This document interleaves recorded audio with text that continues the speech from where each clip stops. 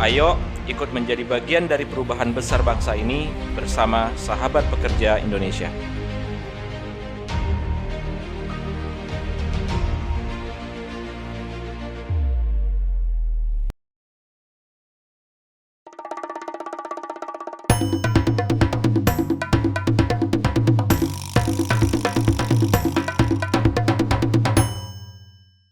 Sahabat pekerja, ini hal luar biasa. Tokoh kita satu ini sangat-sangat menginspirasi, yang anak kampung, tapi beliau dikelilingi orang-orang yang luar biasa.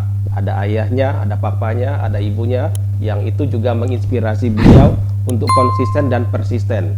Di satu sisi, mungkin kebanyakan orang-orang kampung itu ada rasa minder, tapi ada titik perubahan yang akhirnya ketika sampai di Jakarta dipertemukan dengan Gubernur DKI pada saat itu, Bang Yos. Itu membuat beliau mengatakan, ya semua sama manusia itu adalah sama, DNA kita sama gitu. Tinggal mungkin apa yang kita bisa kontribusikan buat masyarakat. Kita akan lanjutkan perbincangan dengan Uda Yulian D. Darwis PhD. Dah, Ya, ini kan betul. pasti ada titik perubahan. Ya. Ya, ibaratnya kalau kita ada bola itu semakin kita lempar ke bawah dia kan semakin penting gitu kan. Ya. Ada nggak titik perubahan itu ketika udah mungkin dari Padang ke Bandung gitu kan, atau seperti apa gitu dah? Iya, saya merasakan ketika merantau pertama kali Pak Ari, waktu itu krisis ekonomi 98. Iya, ya. Dan di 99 itu kita harus survive, dan Bapak yang nama pegawai ya, Iya. saya masih ingat dikirim 150.000 rupiah. Nah, itu sudah masuk uang kos dan makan. Akhirnya kan sekamar harus bertiga itu. Oh, oke, iya, iya. Pikiran saya sederhana. Beliau melepas juga dengan air mata waktu itu naik bis ya dari Padang. NPM bukan? Transport namanya itu. Jadi saya merasakan apa ya, sesuatu harapan ya dari orang tua saya ini, sampai kok bisa saya anak pertama berhasil lah. Dan kisah itu yang menjadi dasar hidup saya dimulai apa ya, saya mulai sesuatu yang saya nggak mau main-main nih gitu. Jadi saya harus melakukan sesuatu yang terbaik walaupun saya belum tahu hasilnya apa. Yeah. Tapi spirit itu yang membuat saya sampai di Bandung, membuat situasi itu berbeda Pak Ari. Akhirnya sampai saya bekerja menjadi seorang wartawan, jurnalis, dan kemudian saya sambil kuliah atau kuliah, sambil kuliah. Semester 3 itu, semester 2 itu sudah mulai, semester 3 saya ngerasain wartawan itu saya menulis tapi dengan kontributor gitu ya. Iya. Tapi kemudian saya dapat dapat peran ketika itu ada mingguan berita namanya di Sumatera Barat, Merapi namanya, untuk dibaca untuk masyarakat Minang khususnya di rumah makan Padang. Oh, khusus ya. Saya kira saya menjadi marketing, tapi saya pikir bukan marketing, lebih tepatnya loper koran mingguan. Karena loper itu kan antarin koran, terus ambil lagi uang bulanannya kan. Jadi saya merasakan itu keliling rumah makan, dan hikmah yang saya ambil adalah ketika saya nganterin rumah makan Padang di Bandung itu, rata-rata saya kenal pemilik rumah makan. Pemilik rumah makan, para entrepreneur. Iya, di situ saya kenal orang, dan saya kenal itu di situ rata-rata saya makan dapat gratis lah. Dan itu yang menjadi nilai gila ya hidup nih, kalau kenal aja kita luar biasa.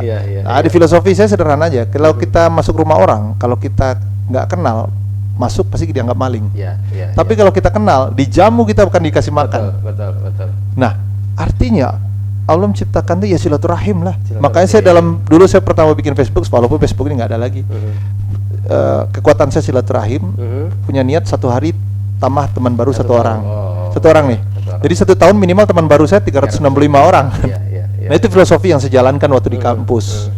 Dan ketika itu juga saya jadi loper koran, saya menikmati sampai saya bisa membeli Vespa pertama kali di Bandung. Bandung. Ya? Bandung. Oh. Jadi itulah perjalanan hidup saya. Di satu sisi saya ikhtiar lagi karena aktivis organisasi, saya aktif di unit kegiatan mahasiswa sampai saya mendapatkan beasiswa aktivis.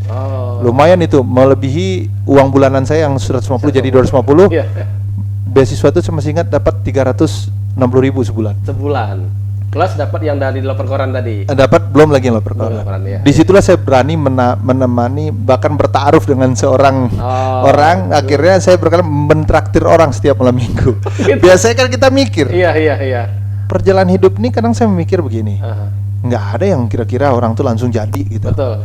Jadi itu yang membuat, yang kalau bahasa Pak Hari tadi, loncatan saya di situ, bahwa gila ya, Allah itu menciptakan itu bukan modal dasar dengan sebuah aset, tapi adalah pertemanan. silaturahim. Nah, saya merasakan itu sampai saat ini Pak Hari.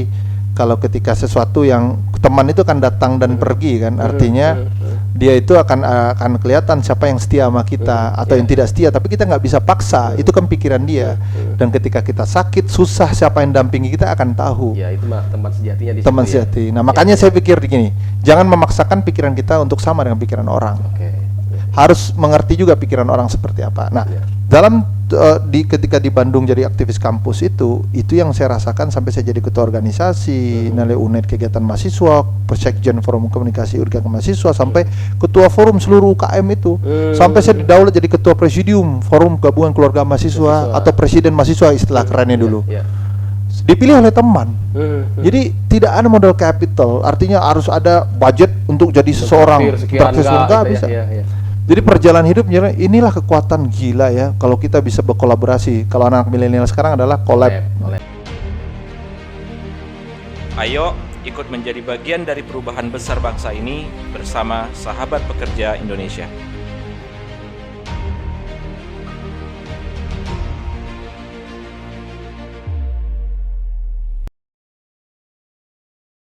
Kalau nggak collab lo mati kan gitu kan. Nah, saya udah rasakan di tahun 2000-an itu Pak. Dan fase itulah saya rasakan menjadi seorang aktivis, kemudian jadi seorang yang benar-benar menjalani kompetensi kapasitas ilmu saya. Akhirnya saya harus lepas, bahkan saya baru jadi alumni Unpad. Langsung ketika itu saya didaulat jadi wakil sekjen alumni Unpad. Bayangin, saya nggak kepikiran karena alumni itu biasa orang jaya-jaya dulu kan. Tapi ketika itu saya didaulat karena perwakilan yang muda. Tapi ketika itu saya sudah dikasih pekerjaan menjadi GM dalam sebuah alumni Unpad Center, itu ada Bumi Pajajaran namanya building. Di situ saya jadi manajer. Bayangin, itu proses karena kenal. Silaturahim tadi. Nah, tapi satu sisi saya dapat scholarship beasiswa ke Malaysia, didorong juga oleh bapak dan ibu saya udah berangkat. Namanya scholarship kan pas-pasan. Akhirnya ada modal sedikit dari papa dan mama waktu itu, dikasih saya juga bekal untuk jaga-jaga di rantau orang lagi. Ini kan bukan kalau rantau daerah oke, tapi beda negara ini kan susah ngirim uang. Akhirnya itu jadi bekal, tapi satu sisi saya dapatkan juga scholarship, dan di situ saya kejar juga orang-orang perantauan, khususnya orang Minang yang berjaya, punya restoran, punya pengusaha besar, ada menteri di situ. Saya jajaki dengan pendekatan rasa kultural itu. Dan alhamdulillah saya survive di negeri orang juga, sampai saya dikasih entitas bisnis, sampai menjalankan investasi, saya jalankan sampai doktor. Inilah saya gitu. Jadi lompatan itu saya lihat sekali bahwa silaturahim intinya Pak Ari. Dan jangan berteman sama orang bila ada perlunya. Lakukanlah natural aja berteman sama orang, insya Allah rezeki itu akan mendekat aja ke kita.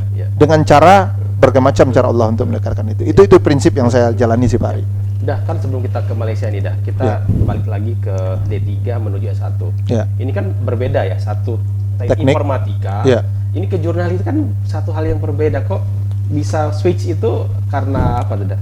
Saya waktu ini juga saya ditolong dulu, masih ingat saya Pak Wakil Rektornya Pak Syarif Ahmad Marmarwi, saya masih ingat beliau lah yang mendorong, kamu minat passionnya apa? Saya tuh pengen jalurnya itu adalah misalnya di informatik engineering di ITB, tapi nggak dapat di ITB, akhirnya dapat di Pajajaran. Nah ketika fase itu saya bilang, kayak passion saya nggak informatik, susah algoritma nih bagi saya nih, angka binarinya 1, 2 dan sebagainya, 1001, pusing sakit bahasa program itu. Akhirnya kepikiran saya, kayaknya apa ya, komunikasi bagus ya, soalnya saya tuh senang bernegosiasi dan sebagainya. Silaturahim tadi ya. Silaturahim. Akhirnya masuk ke PR, dapatlah jalur khusus, masuk di sana di komunikasi, langsung transformasi komunikasi. Akhirnya ya udah saya nikmati.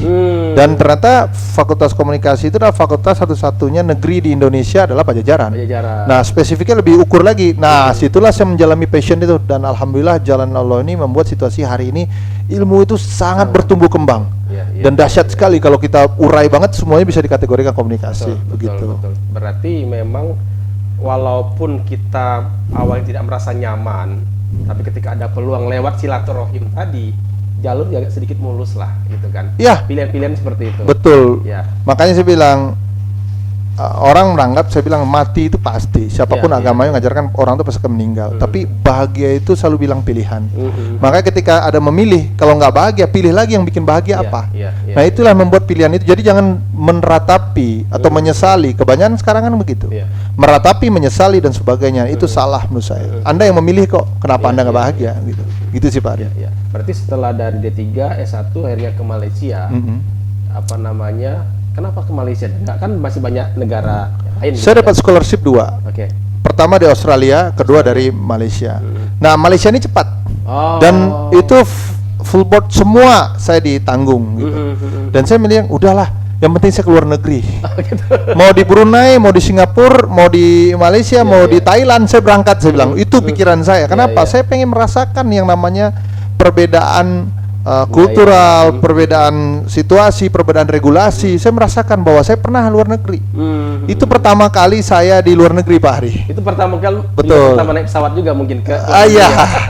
Dan ketika itu saya naik pesawat dan saya merasakan sekali, dan saya kemudian tiba-tiba disitulah saya buka akses, dapat jadi duta muda UNESCO waktu itu. Wah baru saya ke Paris, wah macam-macam lah perjalanan hidup saya, ke Jerman, Italia, macam-macam. Jadi saya yakinlah kalau kita yakin dalam hidup itu, kita lakukan itu dengan niat yang baik, dengan cara yang baik, saya yakin semua itu akan tercapai. Itu pasti ini. Berarti selama di Malaysia kan berapa? Jadi S3 ya? S2 ya? Dapat besok, dapat lagi, saya hagas lagi. Nah, ingatnya kan aja sih kan nggak mungkin hanya kuliah saja kan.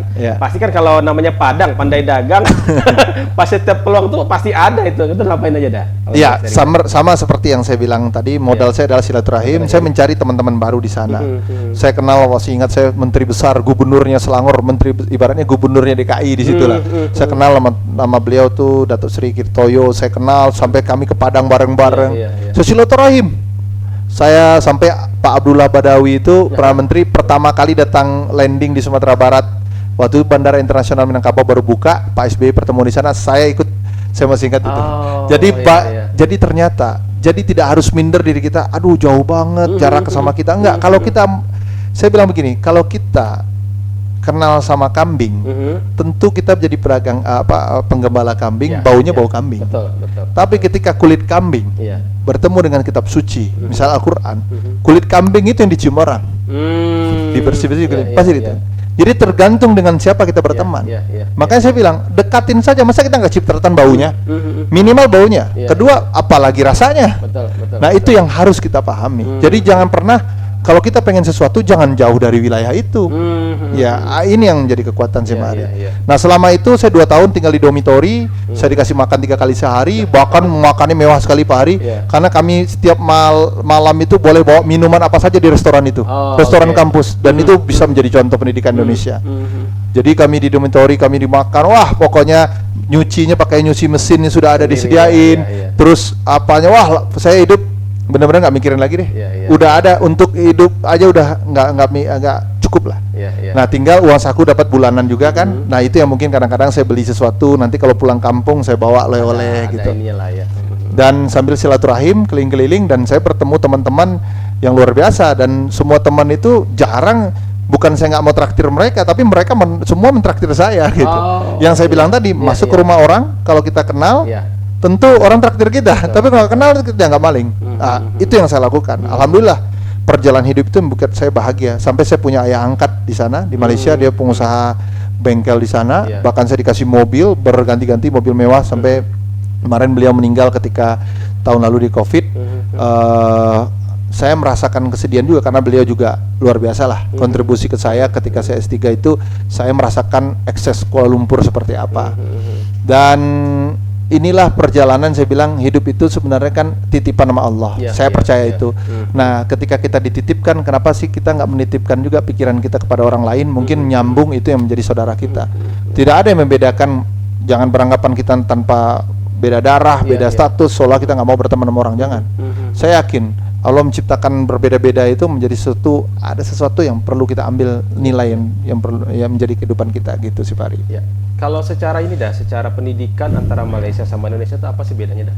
Kalau ini disiplin menurut saya sih. Disiplin, disiplin, tepat waktu, dan mereka open access. Jadi artinya mereka itu membuat sesuatu tuh, ayo loh, gini loh paradigma dunia hari ini. Iya, iya, iya, iya. Jadi itu yang membuat kita itu berpikir, oh iya, kenapa kita nggak bisa? Nah, sehingga dia berpikir untuk nomor satu, dan semuanya tertib sesuai aturan dan mekanisme Mereka gitu. mengklaim the truly-nya Asia gitu ya. Betul. Malaysia. Dan basis risetnya memang dahsyat. Dia kuat banget untuk riset.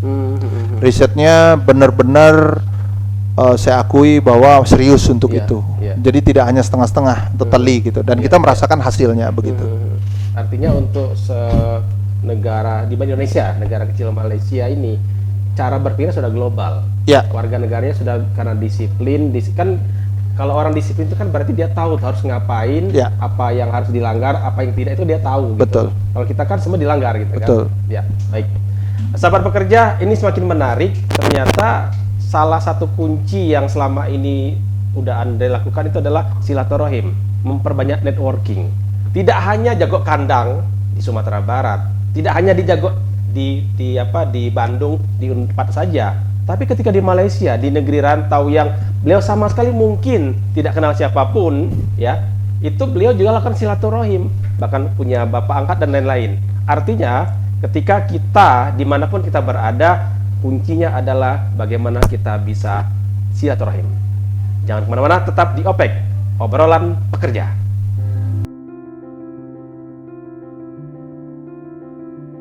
Berawal dari sebuah keprihatinan demi sebuah harapan untuk sekedar hidup layak dari para pekerja, kami belajar untuk memberdayakan diri kami sendiri. Kami bahkan belajar untuk mengadvokasi sahabat pekerja secara mandiri. Kami telah memulai kolaborasi proyek teknologi informasi, lokakarya sahabat pekerja, dan expert sharing dengan menghadirkan pekerja profesional di bidangnya. Ayo ikut menjadi bagian dari perubahan besar bangsa ini bersama Sahabat Pekerja Indonesia.